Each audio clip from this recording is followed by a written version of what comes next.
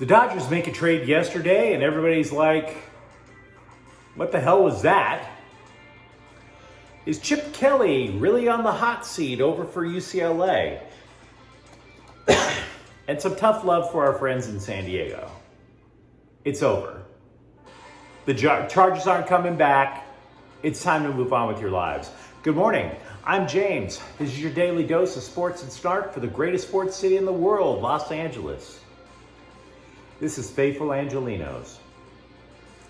It is July 31st, 2022. I want to thank the new subscribers who joined our channel last night. I appreciate every last one of you. If you like the content we've been putting out for the last couple of months, clickety-clack the like button.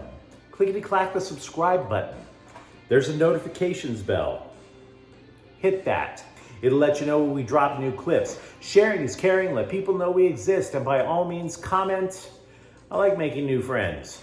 Who doesn't?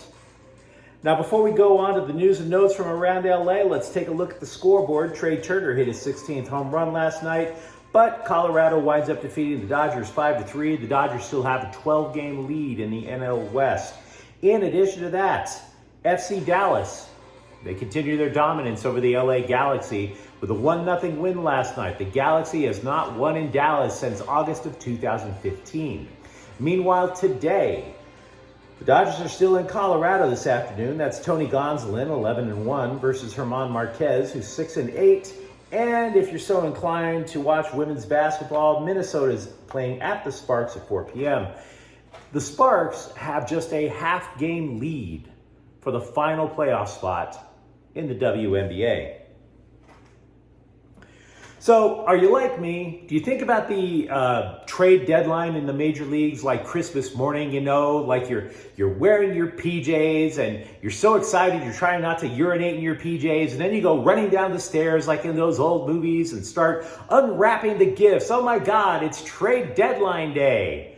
And then the Dodgers went out and they traded for Chris Martin, and you're like, who the hell put the Rubik's Cube under the Christmas tree? Nobody needs this shit anymore. What's with the Furby? Pardon for the cussing, by the way.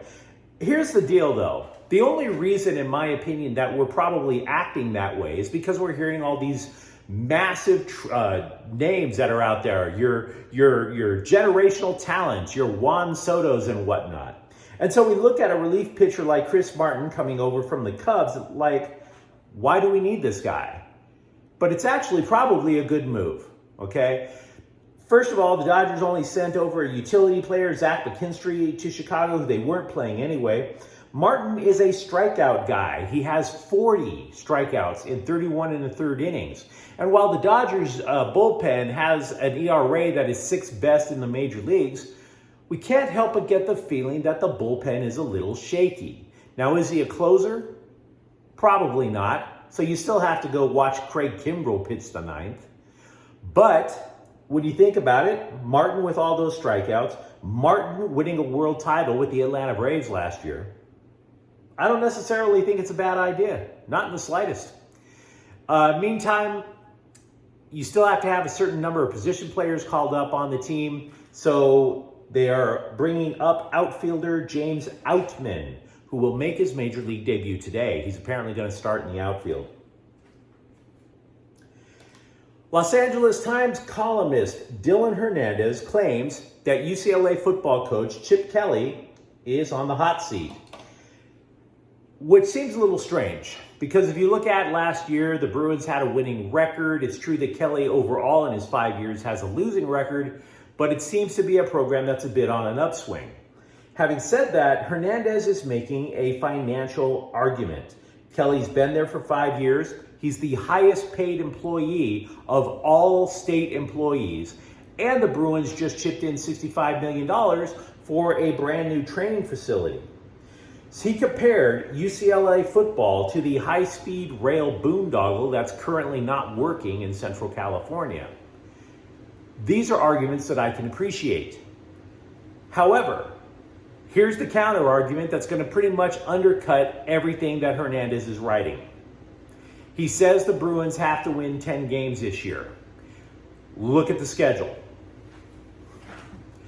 How did the Bruins not win at least 9 when you look at that cheap little schedule that the Bruins have? You win 9 games, you qualify for a bowl game. You win 10 games, you're still in a bowl game with a chance to make it 11. Correct? Had the Bruins not pulled out of the Holiday Bowl at the absolute last minute last year, Chip Kelly could argue, I brought your team to 2 consecutive bowl games. We're clearly on the upswing. So Hernandez is forecasting something that I just simply don't see happening. Now, if the Bruins wind up struggling to 500, now you're talking, but I don't see it. I don't see it, not with that schedule. A San Diego judge has dismissed a suit against the NFL that claimed the NFL violated its own rules when it allowed the Chargers to leave San Diego and move to LA. The basis of the lawsuit were quotes from owner Dean Spanos. Spanos said the team would stay in San Diego unless the team was in severe financial hardship, unquote. And then they noted that at the time of the move, the Chargers were worth more than $1 billion. The judge, however, said there is such a thing called statute of limitations, that had already expired. And oh, by the way, unfortunately, that quote is hearsay, which can't be admissible in a court of law. So we have nothing to base your suit on. So they have to throw it out.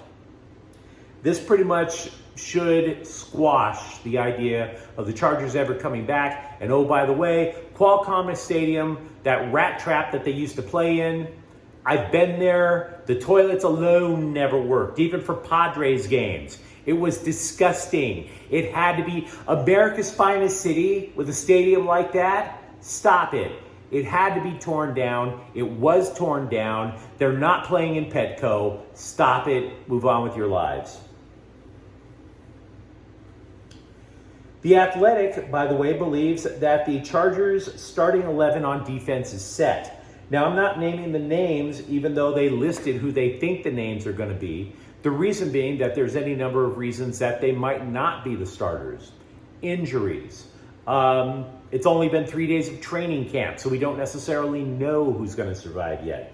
But it appears that the Chargers' base defense is going to be a 4-2-5. Okay?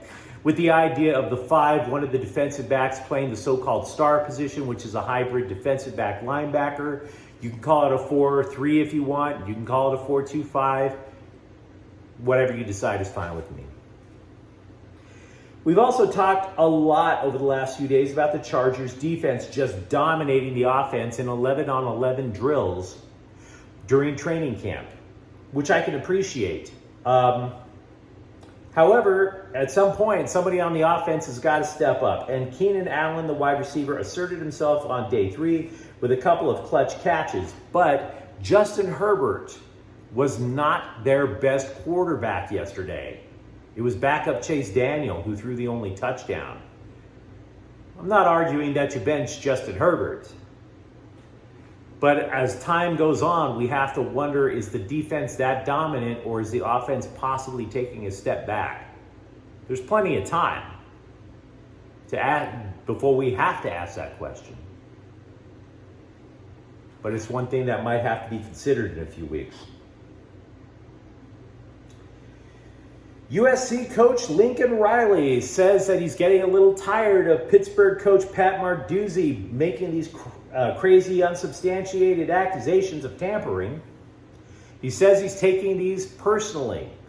Said that Narduzzi has no facts when he's making these claims, that he's only spouting out things just on an emotional rant like he's a teenage girl. And honestly, it's not just him over in Pittsburgh. The Pittsburgh boosters, the Pittsburgh media, they're all still can't turn the page on the fact that wide receiver Jordan Addison, the defending Biletnikoff winner for the top wide receiver in college football, decided to go to Southern California instead of the steel mills.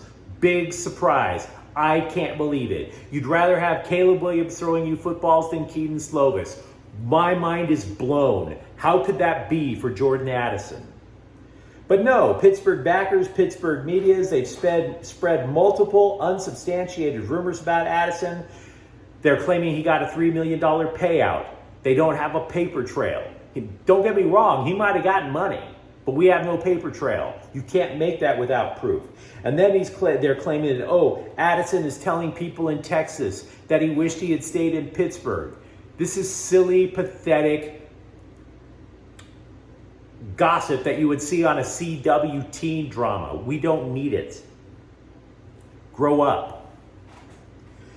Meanwhile, the website Reign of Troy, honestly, they might have to consider growing up as well. I mean, I like the website. I think they're pretty doggone solid, but they're claiming that recruit Malachi Nelson, who decided, even though he committed to USC, is decided to take a quick trip over to Texas A&M.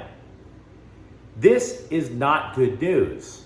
And yet Reign of Troy is trying to spin it as if the number 5 recruit in the country just wants to go to have a pool party with all the co-eds over in Texas, just to find out if the Texas girls are hotter than the California girls. Hey, somebody play the pit bull and hand me the mixed drinks.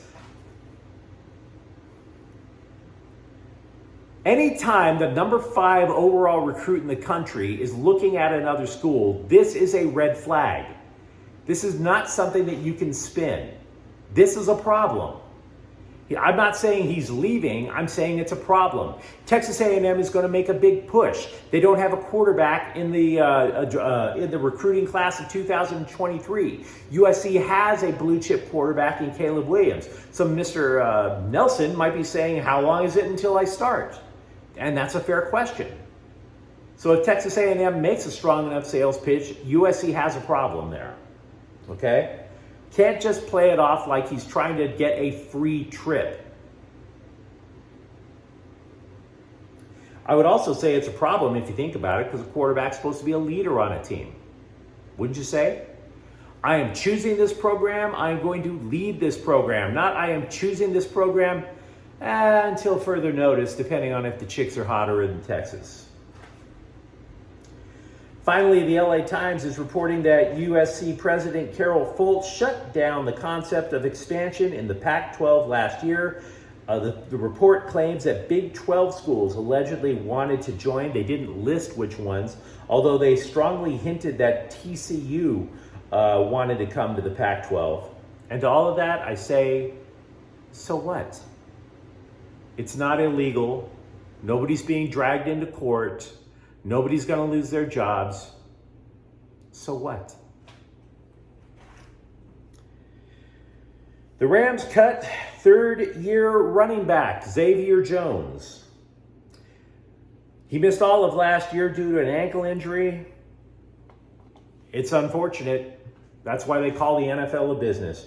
How much of an impact? Let me put it to you this way. As his replacement, they signed a guy named Troy Regas, who rushed for 9 yards for Kansas City last year.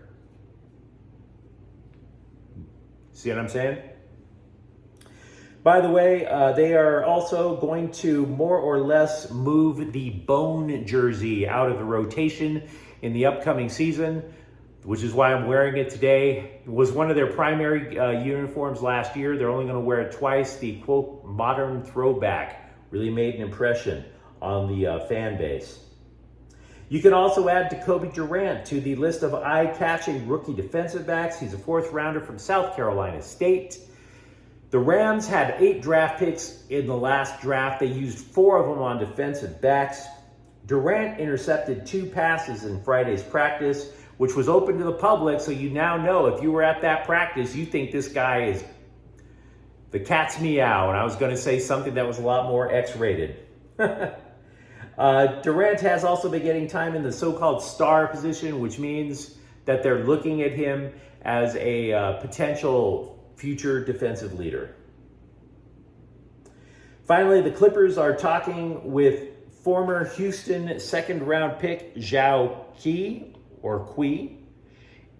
He's from China, obviously. Now, if he signs on, to be completely frank, he's going to be a project. The Clippers are simply making this move as a way to acknowledge that they have a problem in terms of height on the roster. Now, if you enjoyed this broadcast, don't be shy. Subscribe to Faithful Angelenos. We are trying to build something for LA sports here. I'm James. Thank you for watching. We'll see you tomorrow. Faithful Angelenos is a Corte El Queso production.